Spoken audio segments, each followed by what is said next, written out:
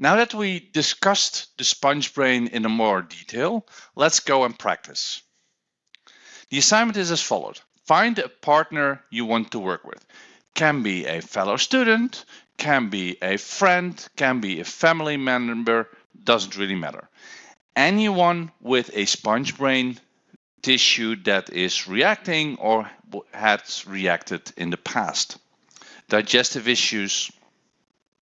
Look through your directory to find some possibilities and perform a BioCompass analysis. Focus on the eudin, the adaptation, the relief, and the restoration.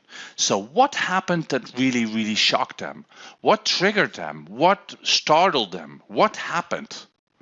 How did their body react just after perceiving that? What happened to their physical body? What happened in order for them to let go of the stressor, to feel the relief? And what happened just after the relief? What happened on a physical level? What happened on a biological level after the stress was gone?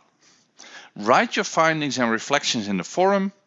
And as a tip, the kidney collecting tubules storing water, abandonment, is usually a really good one to work with. This is a longer exercise. Take your time with it to really get down to the eudin, the adaptation, the relief, and the restoration. Okay, ready, go.